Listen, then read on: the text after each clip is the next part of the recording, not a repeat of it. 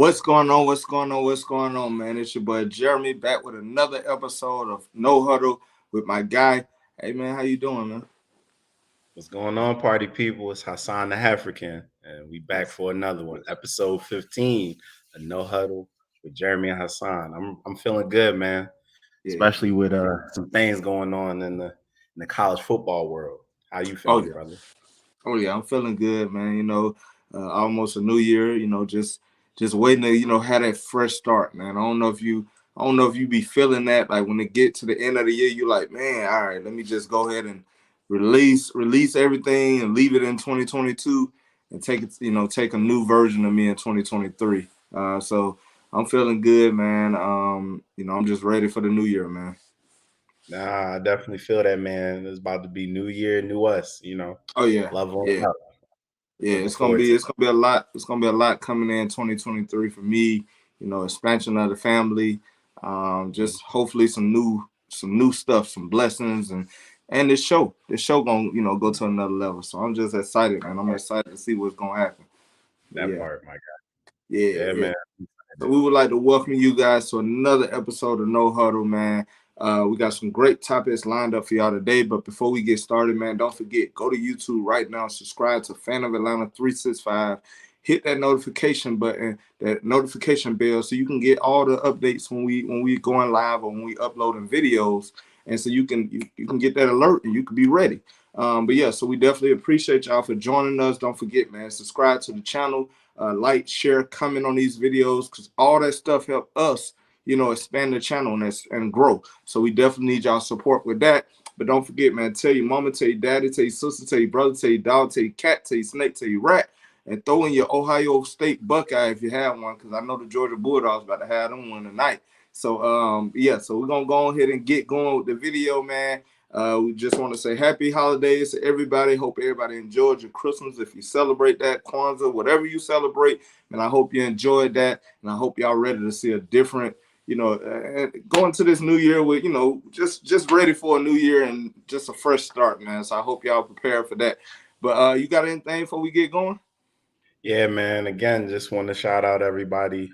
Happy New Year in advance. Y'all be safe out there, especially on them roads. Cause Mm-hmm. some people they ain't got water in their cup. So, Yeah, be yeah, safe, be alert. yeah. Also, before we get too far into it, man, I'm not gonna lie, I'm a little heartbroken. One of my all-time favorite players is gonna hang it up this season. JJ Watt, man. JJ Watt. Yeah, Yeah, he's a one-on-one man. That yeah, that that kind of yeah, he's one of my yeah. favorites. It's probably a couple other players that need to hang it up, but JJ Watt definitely Hall of Famer.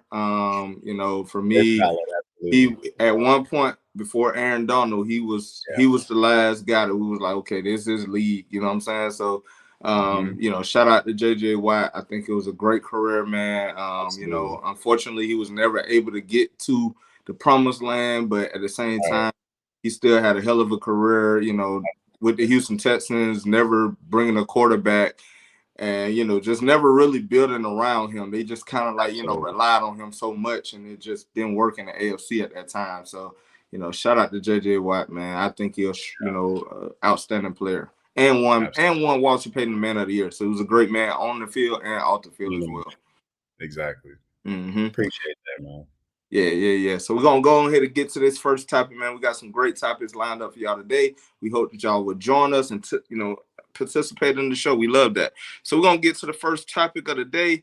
It is which player or players was snubbed from the Pro Bowl this year. Who you got, man? Hold on, let me take that off. Hey, Chief. Oh, So my biggest snub, there were quite a few, but my mm, biggest snub was also the player I said was going to be the most impactful uh trade acquisition or player moved. mm, Christian McCaffrey, man. Prior to him there, they were a middle of the road team. And by they, I mean the 49ers. Now mm, we're talking about them as a legitimate Super Bowl contender. And that's even after going down to their third string quarterback. Yes, mm-hmm. Brock Purdy is playing, pretty good.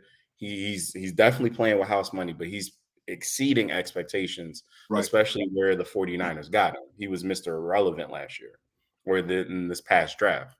But it's without having Deebo Samuel for most of the year, and with certain things being what they were, even though Kittle made it to the Pro Bowl, he's having a down year. Christian McCaffrey has been the most significant player on that offense since he's been there. And it would be scary to see what that team would be like, especially on the offensive side of the ball without him. Yeah. Say you, no. my guy. No, I definitely agree with that. Just him coming from a team that was just underperforming. I wouldn't even say underperforming, where they just kind of like they were relying on him. Whatever Christian McCaffrey, we can only go as far as Christian McCaffrey can take us, and they couldn't go far just because they didn't have the pieces. They didn't have the quarterback. And so seeing him get traded before that trade block, I was happy for him, because I know in the NFC South, it's just, I mean, you can't win when you don't have a quarterback and you don't have a solid team, weapons around you. So, just seeing him go to a team where I felt like he could flourish at, I felt like was good for him. Unfortunately, he spent too much of the season in Carolina, and I think that's what got him to, miss the Pro Bowl this year, but definitely put up some stats. However, I'm going to have to go a different way. But before I go there, before I, get to the guy, we have to, talk about the Pro Bowl roster from the NFC South side. Because I got some from the AFC as well that was snubbed. But when I look at the NFC side with the running backs, you have Saquon Barkley, which I do agree he's the number one running back in the NFC. Where my concern comes in at is Tony Pollard. Yep.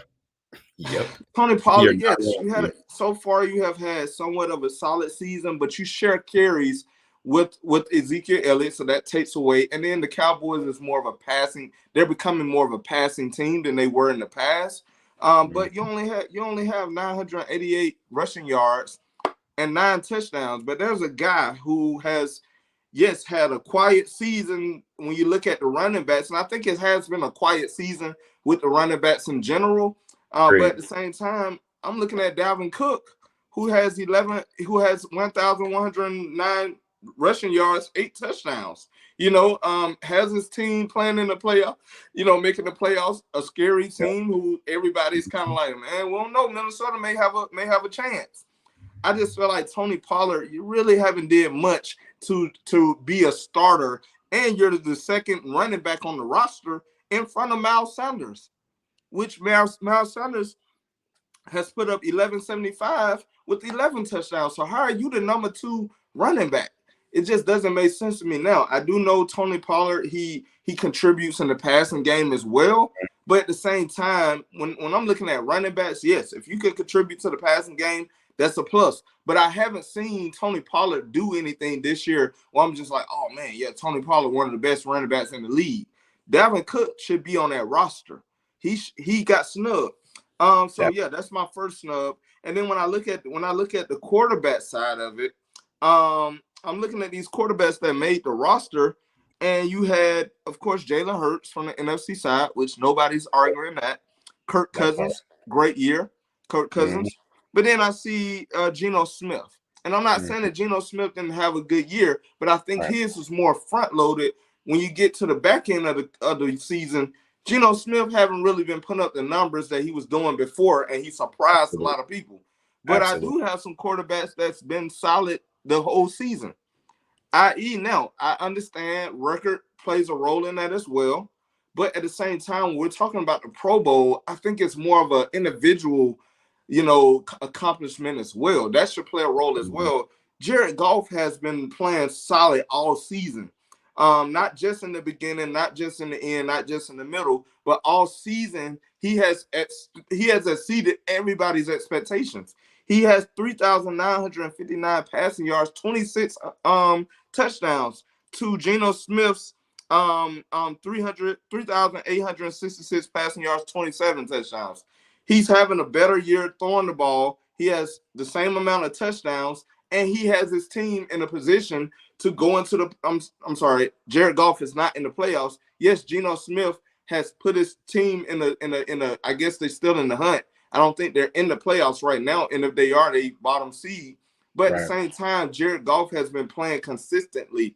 Another quarterback that has been not consistent to his standards, but still has the yards to back up a career. I mean, his this season. And you're not going to agree with this because their team is just not playing on a high level, and a lot of that is due to his decline as well. But Tom Brady is still playing at an elite level when you look at his yardage, 4,178 passing yards. Now, I didn't see that, but at the end of the day, he has that. And That's also garbage 21 time catches. yards, man. Huh? That's garbage time yards, man. That's that 2-minute offense. That's It that could old be. man It 2-minute could be. offense. It could be, and that's fair. That's a fair But assessment. the numbers are And the I do numbers. believe Right. that Geno Smith played on a higher level than Geno Smith. And so you can scratch that Tom Brady. You won me on that one. You got that one. But the Jared Goff one, to me, Yeah. Jared Goff has been solid even when they traded the tight end TJ Hawkinson to Right. Minnesota. It seems like he's played on a higher level. Now, Right. unfortunately, they just haven't been able to win because nobody expected them to be where they're at. Nobody expected their team to be better this year. And they, even given the division that they're in, they still are like, they They're in the still hunt. have almost a winning record. I think they're 7-8, which nobody expected them to be that this year. So I think Indeed. Geno Smith, yes, he had a great first part of the season, but he's starting to go back to the Geno Smith that we know. And I just don't think he did enough to be the second quarterback on the roster in front of these guys. Like I said, Kirk Cousins should be before him. Why is Kirk Cousins the number 3 quarterback and Geno Smith is the number 2 quarterback? Just doesn't make sense to me. So that's who I have on the NFC side. And for the AFC side, I'm gonna be very swift. I just feel like, oh, hold on, did I have anything from the AFC? No, I didn't have anything from the AFC. I think the AFC when you look at the roster, you can't argue it. I didn't see anybody that I can be like, oh yeah, they don't deserve it. I think the AFC is pretty solid.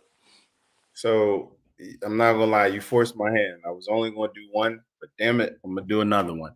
So James Bradbury was a snub. Mm, Now, don't get me wrong, Jair Alexander's had a great season. Trayvon Diggs also has had a great season, but Bradbury should be on the roster. mm-hmm. That Eagles defense has consistently been one of the top passing defenses in the league, and they are a major reason why. Both Darius Slay, who made it to the Pro Bowl, deservingly so, but Right. Bradbury. And Bradbury has had a quietly Pro Bowl caliber season in a division where you got guys like CeeDee Lamb, you got Scary Terry, you have guys within that division that are challenging them week in and week out. Mm-hmm. And even playing against Minnesota and these top tier offenses, and they've only lost 2 games as a team so far. Correct.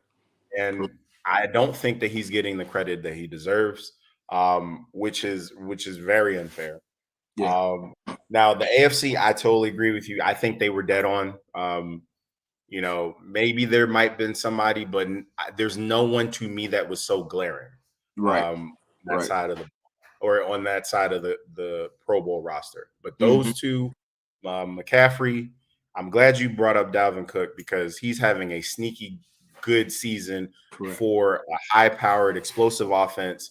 They have the record. I mean, what else do you need? What more does he need? And I totally agree with your take on Pollard. Right.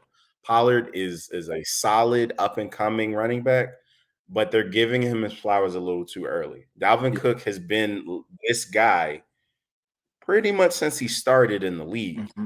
Mm-hmm. And I do not understand why he's not on there. Now, fine, if you want to say you give it to Pollard because he's a dual threat, I just gave you an example in Christian McCaffrey, who's more deserving.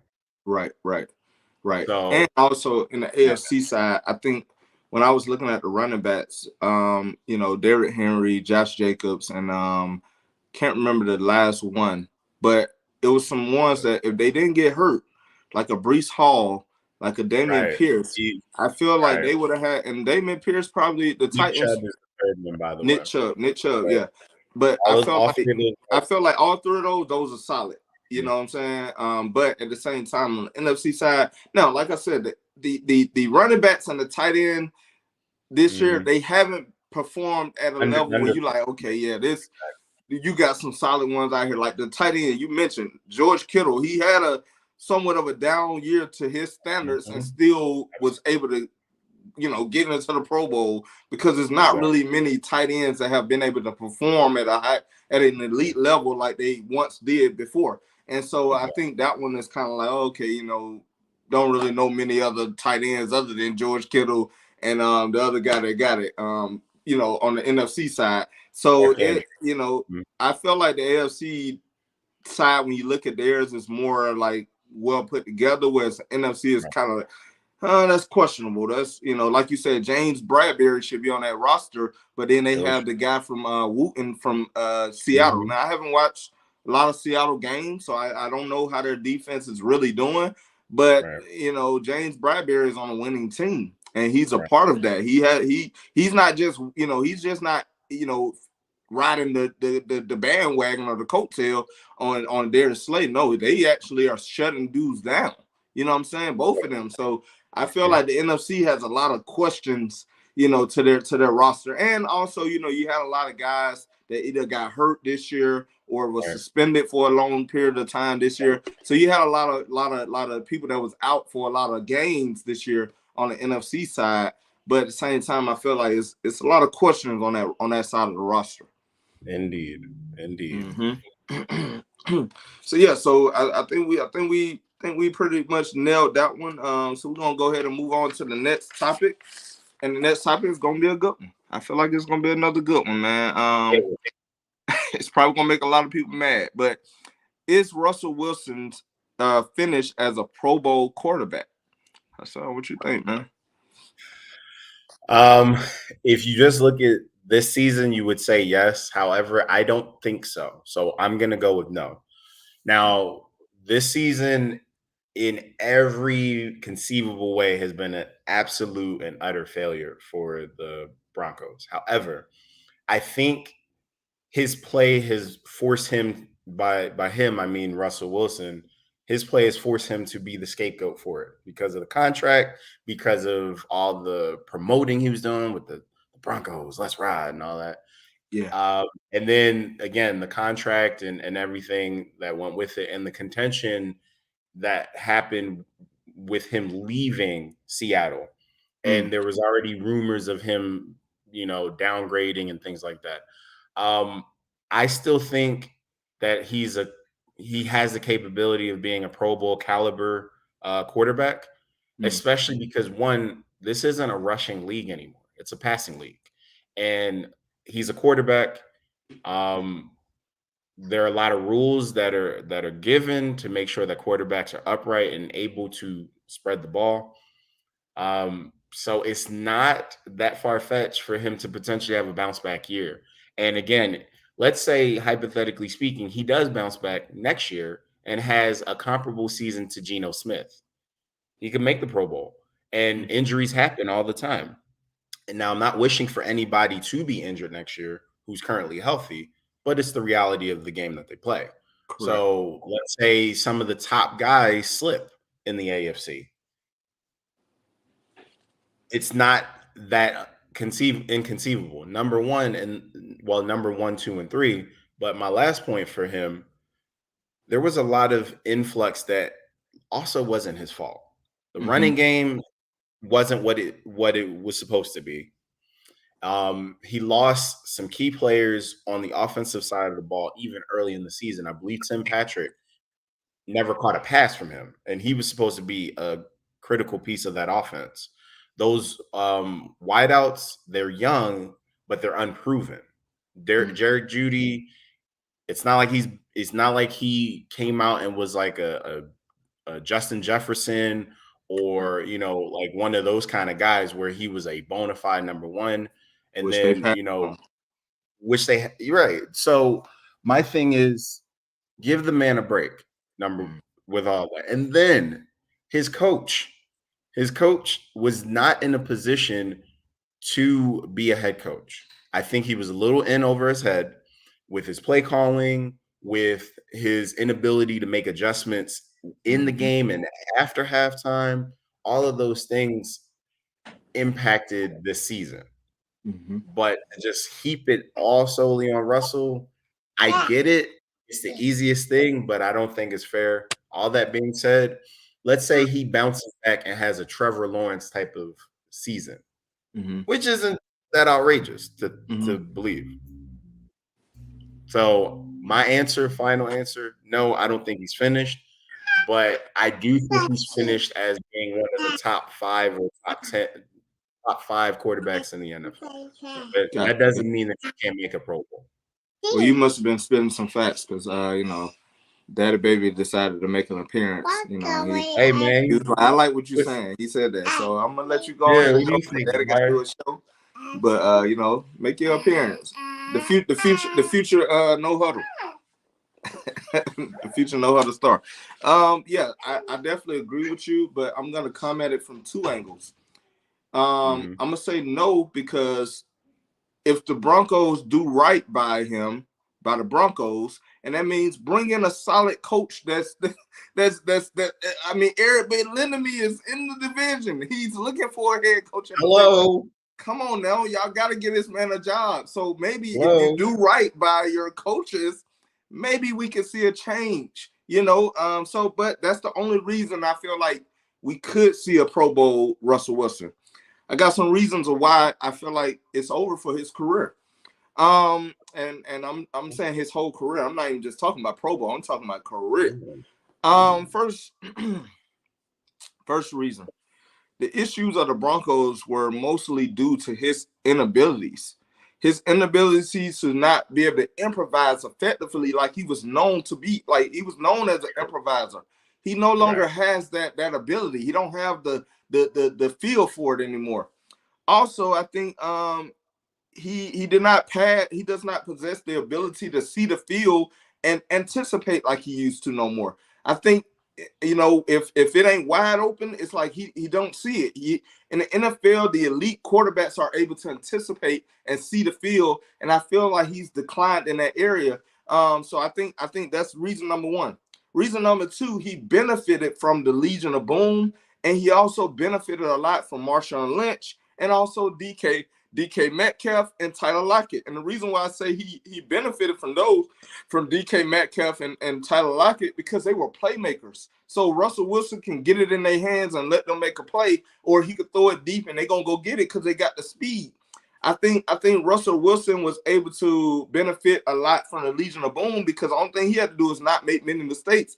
And because he was good at improvising, and because you had those speedsters that can go and get it if you threw it up, and then you had Marshawn Lynch in the backfield, that made it a little easier to run that offense. And I think after the Legion of Boom left, he did have some solid seasons, but then you started to see, like, was it really Russell Wilson or was it more of the Legion of Boom? So I think he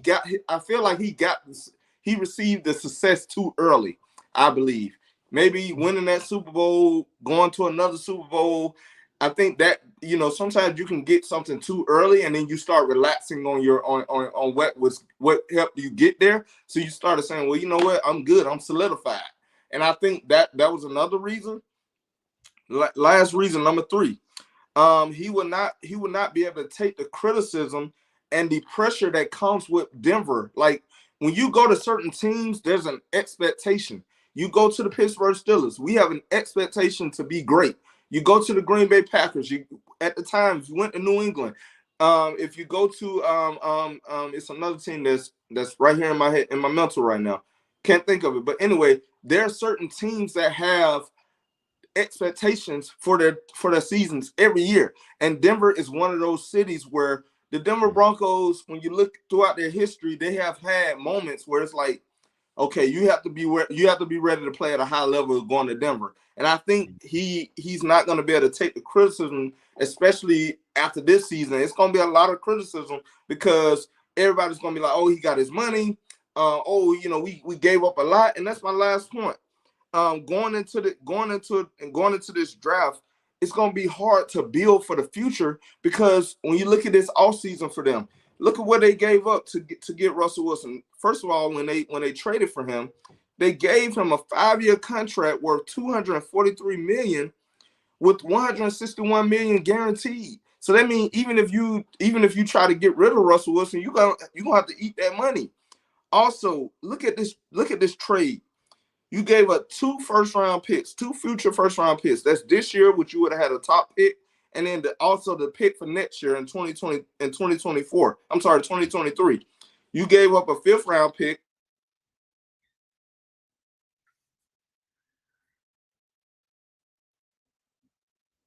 Oh. Okay, can you hear me? Yep. You're Okay, back we on, went aren't out. you? Sorry about the technical difficulties. But yeah, yeah. So you gave up a 5th round for this year, next year as well, and then you also gave up a 4th-round pick for this year. But then in the salary cap, you only have 18 mil going into this all season. So you Yeah, spent a lot of money to try to, we gonna go for it, and so far it hasn't worked out because you're a quarterback, and we all know in order to win in this league, you have to have a solid franchise quarterback. And so far, Russell Wilson has showed that he cannot be that quarterback this year. Now, there maybe in the future, if they bring in the right coach who can get him back going, maybe. But right now, if you ask me today, I don't think Russell Wilson will ever return back to the Pro Bowl status that we have always known him to be. I think it's going to be a little bit more difficult, especially in the AFC when you got Patrick Mahomes, Josh Allen, and then they're Joe Burrow. It's going to be hard for him to get back to that Pro Bowl status as well. I feel that.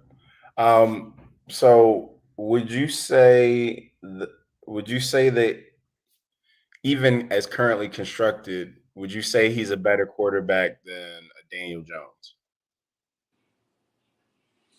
I think he's a better quarterback than Daniel Jones. It's just Okay. Daniel Jones is surrounded by more. I feel like more proven talent, like you said earlier. Jerry Jeudy, I thought coming into the season, I'm like, man, he got weapons. Jerry Jeudy, well, I mean, right now I only know Jerry Jeudy, Hamler, um, Right. um, whoever else say receivers. I felt like he had more talent. Whereas the Giants, you have Saquon who's going to take the pressure off you. You still have, some receivers on the outside that can kind of, can make a play.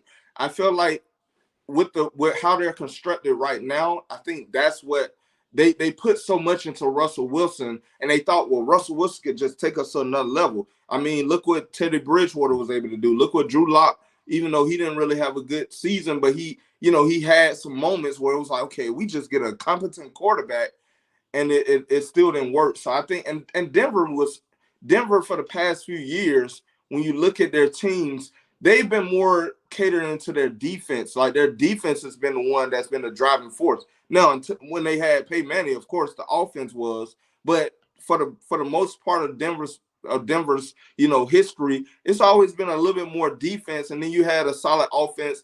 Now, when you go to the '90s, of course, you had Shannon Sharp, John Elway, and Terrell Davis. But Right. at the same time, defense have been their driving force for the past few years between.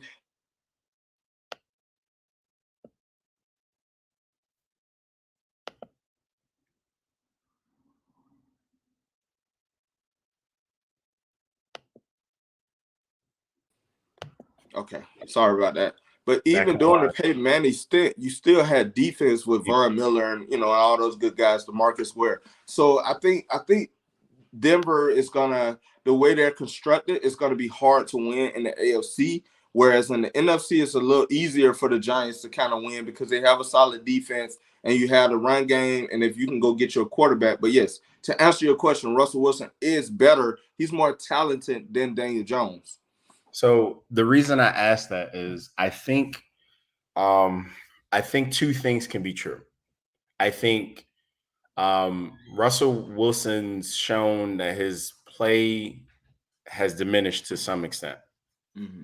because I agree with you. He doesn't have the wheels to escape pressure and then improvise. And it doesn't appear that he's seeing the field as well as he used to.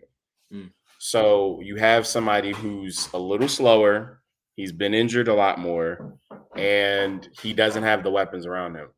So his play is diminished. But I also feel like this was a situation in which the Broncos went into the season over, like, basically inflating the belief of the talent of the offense as it was currently constructed. Yeah, I agree with that. They said, well, we got KJ Hamler, who proud of Penn State, who should have a decent career at best. Mm-hmm. And Jerry Jeudy and this player and that player, they expected, and then we got Melvin Gordon, and we should be able to do things. Devontae But Williams. and Devontae Williams. So they thought, okay, we surround a quarterback with a solid to strong running game and some Correct. young, thriving, up and coming receivers. Mm-hmm. We should be We should be fine. good. Right. And we're a quarterback away. Looking at this offense and looking at this roster, they're apparently not a quarterback away. Correct. And so again, I'm probably being defensive of Russell Wilson because while this is partially a disaster of his making, he's not the only one. Yeah. The Broncos, they overshot and they missed badly. Mm-hmm. They thought that they had the key piece. They thought that he was going to come in and be Tom Brady to their Broncos, a couple years ago, or Buccaneers a couple years ago, and that's not what happened. One, they need to find a coach who can maximize the current talents of Russell Wilson. Mm-hmm. Eric Bieniemy, I mean, everyone keeps saying Sean Payton, and I know it's within the division. Denver. He's not coming. Absolutely not. I agree with you. No. But there are other coaches who could theoretically, or perhaps maybe even the coach or the offensive coordinator or the quarterback's coach for the Eagles might be somebody to look at. Because again, you had a guy in Jalen Hurts who was last year a pedestrian, average passer, and now he's considered one of the top 3 best quarterbacks in the league in a year. Now, yes, that's part of his own personal development and his dedication and commitment, but it's not that far-fetched. Now, granted, Russell Wilson's older, he's more injury prone or been injured more, but it's not that far-fetched. I mean, Jared Goff went from being should we get rid of him to, we might not need a quarterback in a year. Right. And this is the second time he's reinvented himself in his career. Because the time period when he was with the Rams that people thought he was going to be one of the biggest busts, and he knocked off a string of Pro Bowl caliber seasons because he had the right coach who had the right offense and had the right infrastructure in place. So I'm saying all that to say I've seen reclamation projects in the league. Yeah. So I'm not willing to completely throw the baby with the bathwater as it pertains to Russell Wilson. But we'll see. I could be wrong. So you think it's more of bringing a solid coach who can coach this team. You have some talent, but you may need to bring in a little bit more. You thought you was only a quarterback away, but you're finding out, no, we need some more pieces as well. It's not all Russell Wilson. But I think the main thing is bringing a solid coach. Stop bringing in these guys that used to coach or coach high school, coach Pee Wee League, and come on, man, bring in a solid coach, the ones that deserve it. Like I said, we know Eric Bieniemy been looking for a head coaching position for 3 years. The guy who's in Tampa Bay, Byron Leftwich. That's his name, Byron Leftwich. You got Kellen Moore with Dallas, who's a solid offensive mind. And you got some other guys that's been waiting for opportunity and haven't received it. But mainly Eric Bieniemy, he knows the division. He's a coach that obviously knows how to call plays because he's been doing it for 3 years. Even though you keep trying to say, it's Andy Reid, I'm pretty sure Andy Reid a lot, is within those decisions. He's in those decision making. But I feel like he allowed Eric Bieniemy this year, especially so that he can show hey, no, I can actually coach. So I mean, I don't know what else he need to do to prove to you that he. I don't know what else he got to do. So I think he does deserve an opportunity this year. Absolutely. So there are some coaches that could theoretically do it, and if they, you never know with this league. Again, Rams a few years ago, they were dead in the water. And they made a couple key, low-key signings here, getting a coach, giving him the support system around him. and they Mm-hmm. hit a You saw what string happened. of playoffs and won a Super Bowl Went to recently. 2 So Super Bowls in what, 3 years? exactly. So just saying. Yeah, I agree. I agree. Well, hopefully Russell Wilson next year is able to go back to the old Russell Wilson that we know him, because it's sad seeing him this, and I picked him to win the MVP this year when we So did did I. our I thought he earlier was going to put a Madden episode. numbers. Yeah, I thought he was. I thought they were only a quarterback away as well. Let me get to this comment. Shout out to Merrick Gallard, man. What's going on, man? How you doing? How you doing, Merrick? Appreciate you for joining us. But yeah, so yeah, I think we covered everything with the Russell Wilson.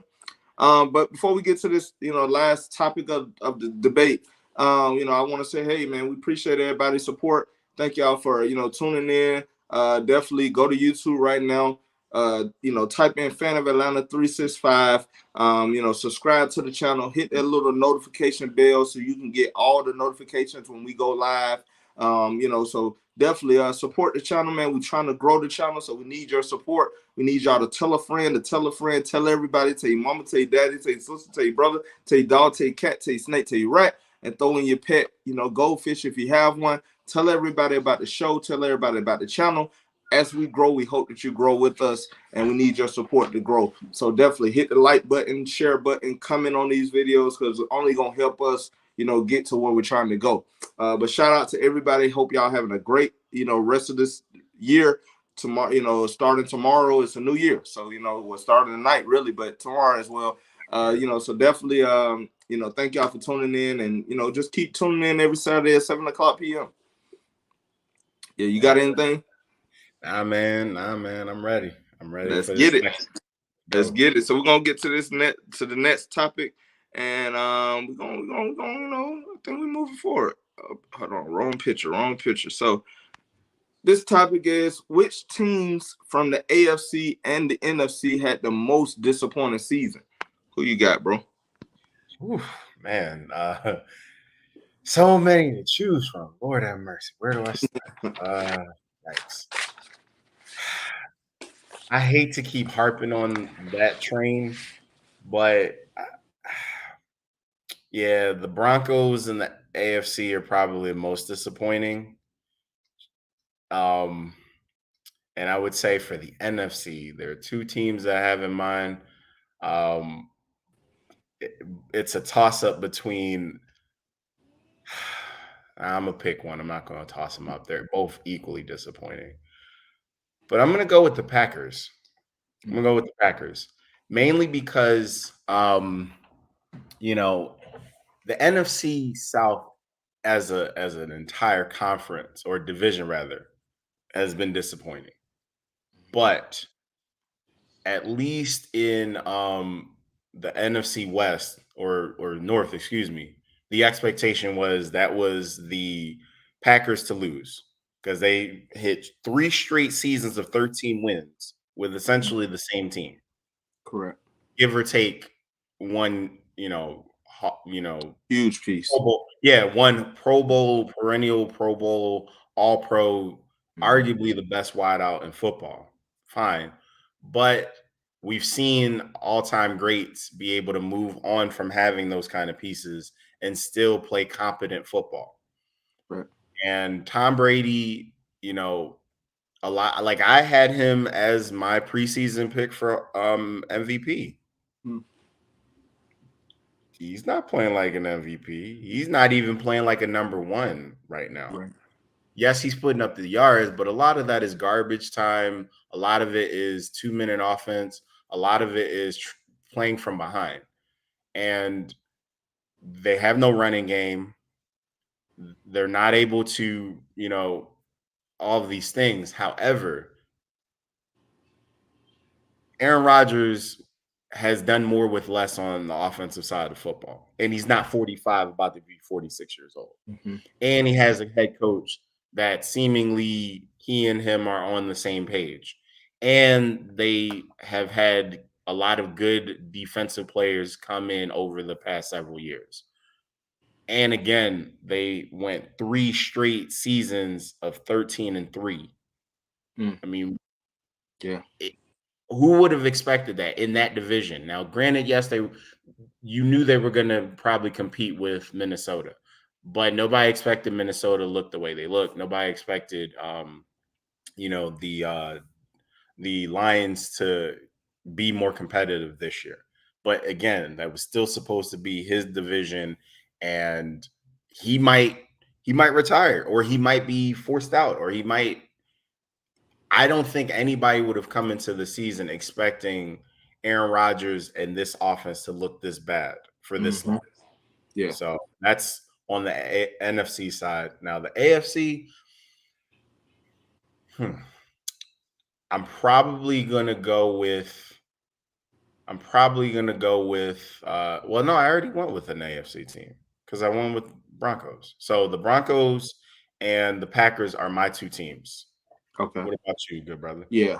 I mean, the only reason I didn't go with Green Bay is because although they had a bad season, it seems like they're starting to, you know, get back to playing good football, and also because you lost a key piece to your offense, and with the aging Aaron Rodgers. But at the same time, still disappointing because, like you said, you winning 13 games a season. Aaron Rodgers is MVP or MVP, you know, candidate every year. But at the same time, I'm not as disappointed because I didn't expect the Green Bay Packers to even like go as far, especially no Super Bowl and all that. I just don't think that they have enough anyway. The team that I'm most disappointed at, and I feel like it's time to take a step forward. Like, when are you gonna ever take the step forward? And that's the team that's on my mind right now, and it's the Arizona Cardinals. Kyler Murray, come on, like, I mean, you got the contract, you know. They put the study clause in there, and then they took it out. We don't know if it was true, but it seems like it's true. You know, Kyler Murray, you know, your number one draft pick, and so far I haven't seen you take that step forward as a franchise quarterback. It's okay, you give me moments, but you don't give me a solid career, like, man, a solid season. When are you gonna give me that? We brought in D Hop. Yes, now D Hop missed the first six games. We understand that, but we also brought in Marquise Brown during the time, you know, during the offseason, hoping that, okay, Marquise Brown, he's solid. He's a number one. He can, you know, he can hold the ship. College teammate. Right. Yeah, college teammate and all that. Like, he can hold down the fort until DeAndre Hopkins come back. And then in week 7, we also brought in Robbie Anderson. Like, we brought in talent. You know, and I just feel like I haven't seen the Cardinals play a solid game where it's like, okay, the Cardinals may be legit. And then also James Conner, he has given you a solid season this year with 703 yards rushing, 7 touchdowns. When are we going to take the step forward? You know, it has one of our elite pass rushers wanting to retire because it's like, man, like, what am I playing for at this point? So I think from an NFC perspective, from the NFC side, for me, it's the Arizona Cardinals to be going into another draft with a top pick in the draft when you have a number one quarterback in the draft, and he hasn't shown that he's able to play at a number one standard. To me, that's disappointing, especially with all the talent that they brought in this year, thinking like, okay, we got a chance, and you still go out there and blow that. Especially when you look at the NFC West, a lot of people didn't see Seattle being where they're at. Now San Francisco was kind of like one of them. They could be still solid offensively, but defensively, defensively, but offensively with Trey Lance as your starting quarterback, I don't think they're gonna be as strong. They didn't have Christian McCaffrey at the time, so nobody really expected the San Francisco 49ers to win the division. And then, you know, nobody expected the Rams to take that step backwards. But it was a lot of injuries and a lot of, you know, retired players. You lost a lot of talent, so we could see that. But the Arizona Cardinals, I mean, you brought in talent. Like, when are we gonna ever step it up, Kyler Murray, with 2,368 passing yards, 14 touchdowns, 17 interceptions? Come on, man. We need better play from our quarterback, and I think that's the reason why the Cardinals have not been able to take that step forward since Kyler Murray been on this team. So that's my NFC side. On the AFC side, I have two teams, And those two teams, the team that you alluded to earlier, the Broncos. We didn't beat that horse. Right. We know what it is. You got Right. to get better play. You got to get better players. You got to get a coach. And Russell Wilson has to step. He has to show that he can go back to that Russell Wilson we know him as. But the one team that really disappointed me this year, where I had high expectations for, is my second silent favorite team, and that's the Las Vegas Raiders. Yeah, I was. It's the Las Vegas Raiders because you brought in all this talent during the offseason. Everybody just knew, the AFC West is going to be that division. And so far, the only team that has shown like we still that team is the Kansas City Chiefs. I mean, yes, the Chargers have snuck into the playoffs, but there was a lot of like, man, it's Justin Herbert that guy. The Raiders, you brought in Devontae Adams. You already had Darren Waller. You had Josh Jacobs, who has had an outstanding season this year. Derek Carr looks like he's just a car that's used. I think it's probably time for him to go. It's time for him to go, and he decided to go ahead and step away from the team for the next two games. But I think Derek Carr time in Vegas is over. It's over with the Raiders. But also bring in a solid coach. You brought in Josh McDaniels, who we saw couldn't coach in Denver, and then he went back to New England, had Tom Brady, and then now he gets another job. When are we going to ever realize that maybe it's time for us to go give guys who deserve a chance at coaching an opportunity instead of keep going with the same white guys? It's like this coaching carousel. Okay, well, now we need another coach. Okay, Josh McDaniels, he coming back around. He's up for a head coaching position. When are we going to ever learn that anytime you go get a coach from Bill Belichick's coaching tree, it never works out? It has never worked out for anybody. We gotta stop hoping and wishing that it's gonna work out. It just doesn't. Yeah, you're not wrong on that one. And it's interesting because to think this same team last year made it to the playoffs. A former special teams coach. Yes. As interim head coach. Even with John, you about to get to it, okay. After losing your head coach the way they did for what they did, after losing a first round wideout talent to a horrible situation, fatal car crash, all that stuff. Right. Having all that turmoil, they still made the playoffs with a lesser roster. They didn't have Chandler Jones. They didn't have Devontae Adams, and they still made the playoffs. Correct. And Darren Waller wasn't like effective last year, and he still made the playoffs. Yeah, but my thing is, and I think this is indicative because we're seeing it happen quite a bit where, like you said, they keep recycling guys, but they're recycling certain guys who stood out as coordinators. Not everyone can be a coach. Yes. Some people are best or better suited as coordinators. Another example, although he's not coaching, and I don't know if he's going to necessarily go back to coaching, but somebody like Rex Ryan. Yes. Rex Ryan is one of the top, defensive coordinators in NFL history. Correct. Being a head coach might have been a little too much for him. To me, he's not his dad. Again, Dan Quinn is another example. Excellent defensive coordinator. Not the greatest head coach. Correct. Not the greatest head coach. Josh McDaniels, excellent offensive coordinator. Might not be the guy as a head coach. Correct. Or if you have him, you need to have somebody who can kind of the defensive side. Right, or pull behind the scenes, or he might need a second in command.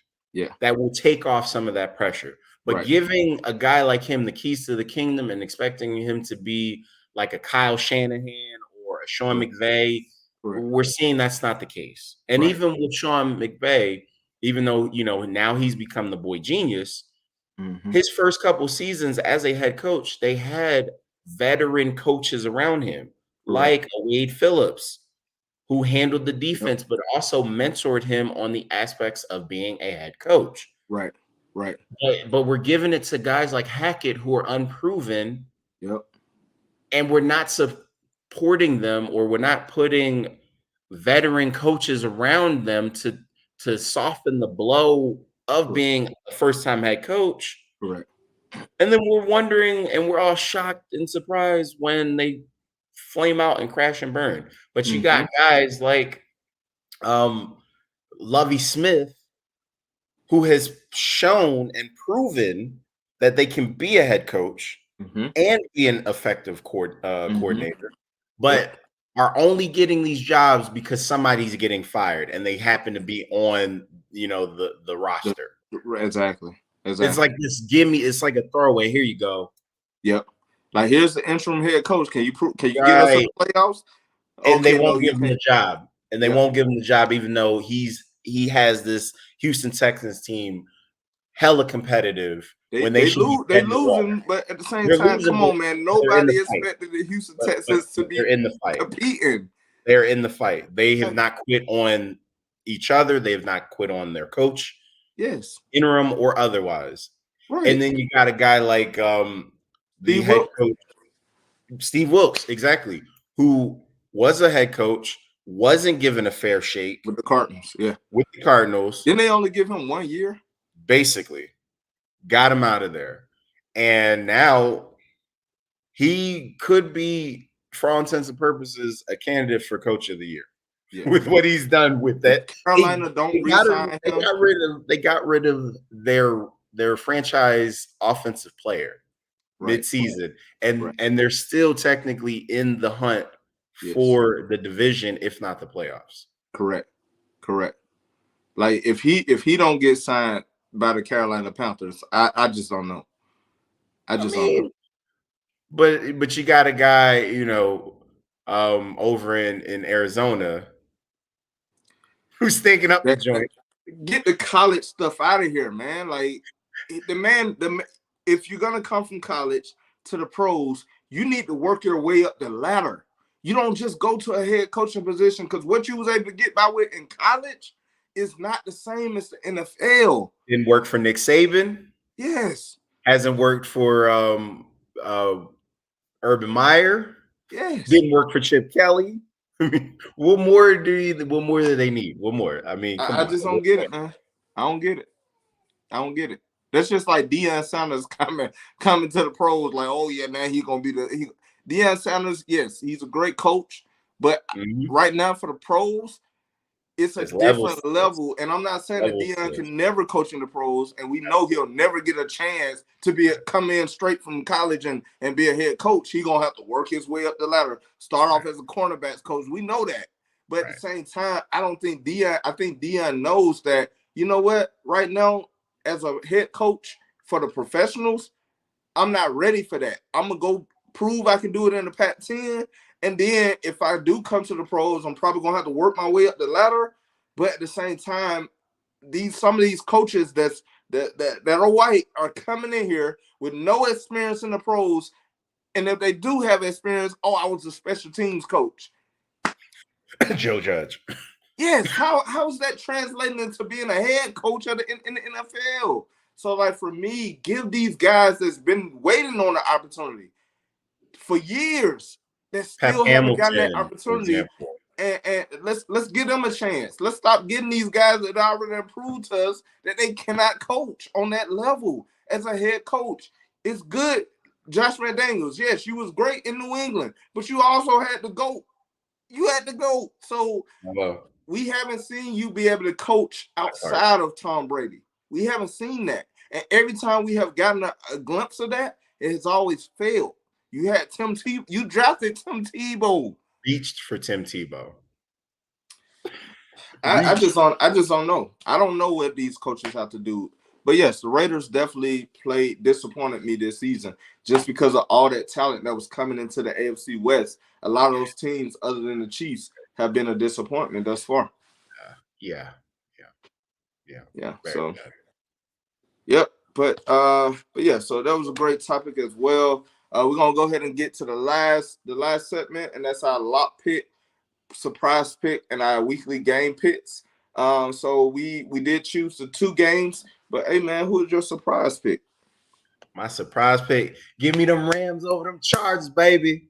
I ain't gonna lie, I did start going. Baby. I did think I was gonna go that way. I was gonna go that way, Rams. but I was too scared. I ain't scared. I ain't never scared. And the Rams over them Chargers. But my surprise pick is gonna be a disappointment pick for you because you already gave up on this division. But I told you who's gonna win this division. I got the Carolina Panthers over the Tampa Bay Buccaneers. That's who I got because I feel like Carolina, they Steve Wilkes had them playing on a different level, and he's taking Sam Darnold as his starting quarterback, and he has went through different quarterbacks this whole season.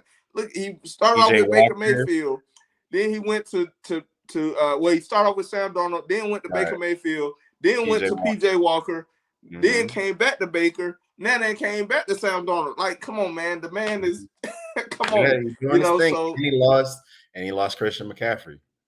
Lost Christian McCaffrey and Robbie Anderson. The only receivers that he really have is Curtis Samuel. Is it Curtis Samuel?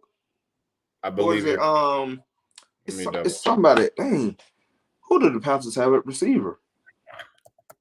The fact that we have to I don't even think they have none of them no more.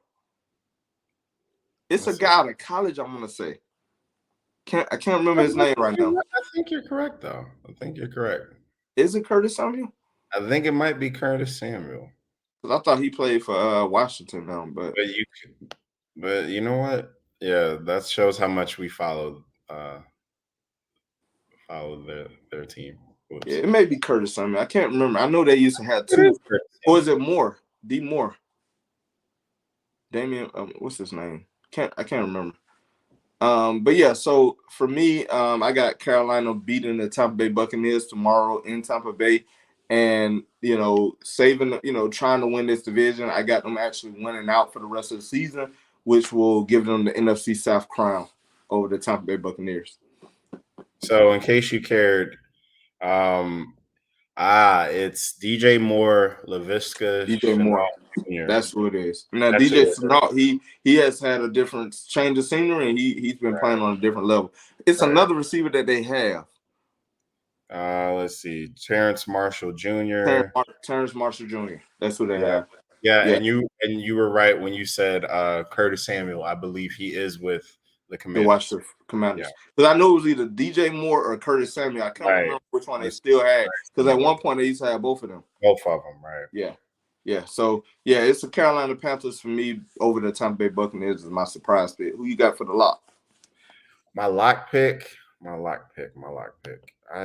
Who did I have for my lock pick? I glance over this one more again. Yeah. So give me this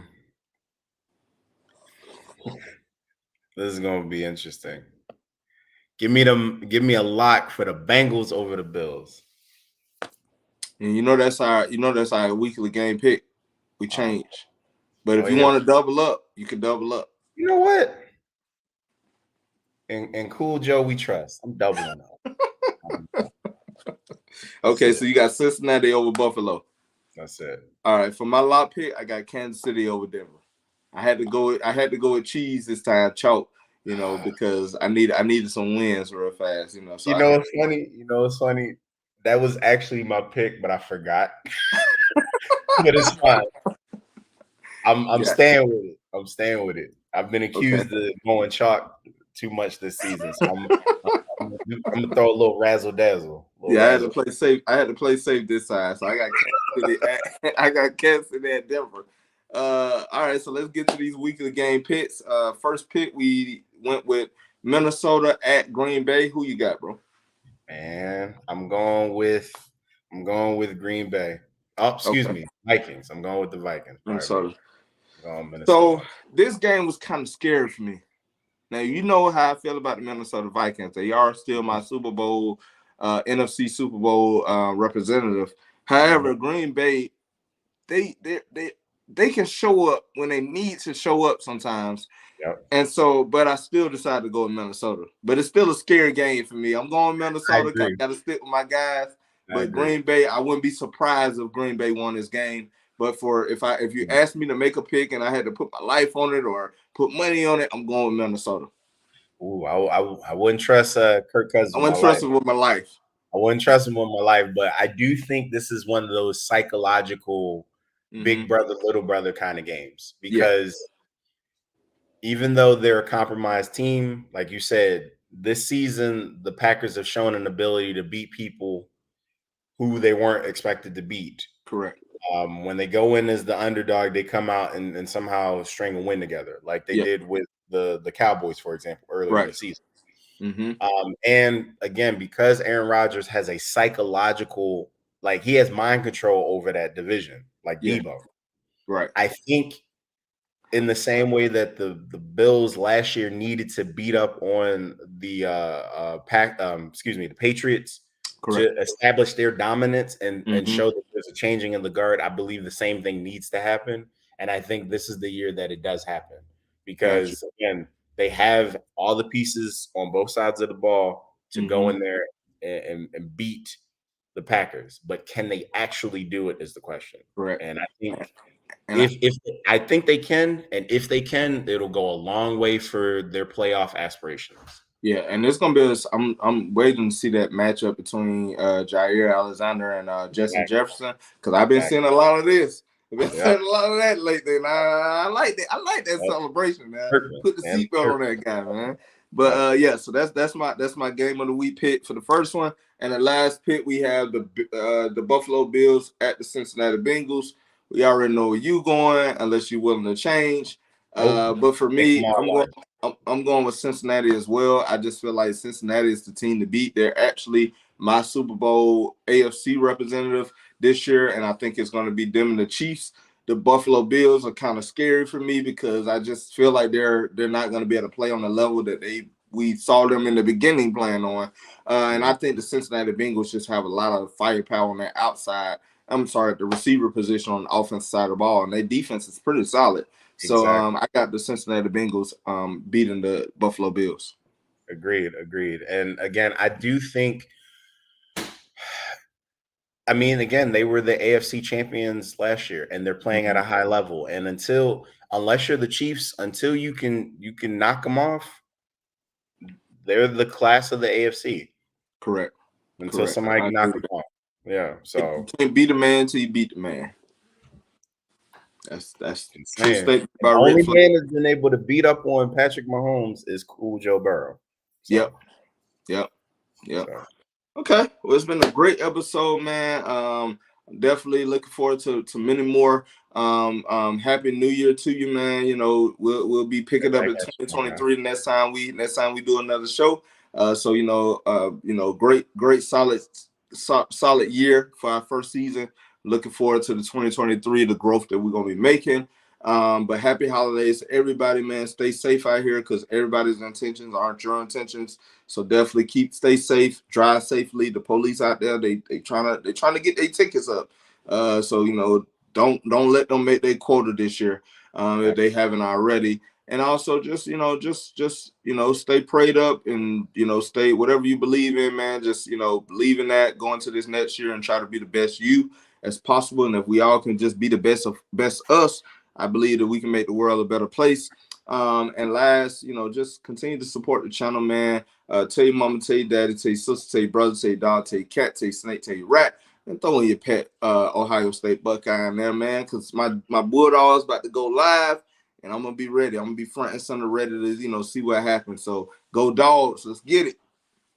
I dig it, man. Like my co-host said, again, happy 2023 in advance to everybody watching.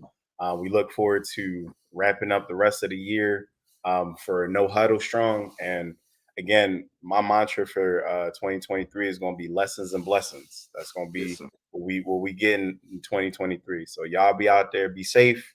Again, be prayed up and enjoy yourselves. So far, I want to shout out TCU because they handling one of my top ops, the Michigan Wolverines. It's 48-38. And shout out in advance to them dogs, because they're going to handle my top op, the Buckeyes, because you know what it is. It's a and storm fight coming. on state. We're going to win the Rose Bowl this year. I'm calling it. Put it out there. Yes, sir. So, yeah, so definitely a storm coming in a couple of seconds, couple of minutes. So, I'm going to go ahead and get comfortable, you know what I'm saying, waiting for that peak to drop and go into 2023, as another champion year. That's what I'm calling right now. So, yeah, but yeah, man, great episode. We appreciate everybody's support. Keep supporting us, man. Go to YouTube, subscribe to Fan of Atlanta 365 Network. That's what it is, network. I forgot the network. Hit that bell so you can get the notifications when we do go live, when we post videos. And also comment on these videos, like these videos, share these videos, get it out there, man. We're trying to grow the channel. We need your help to do so. So we appreciate y'all for another episode, another great episode of No Huddle. We'll catch y'all next week. Yes, sir. Y'all be safe.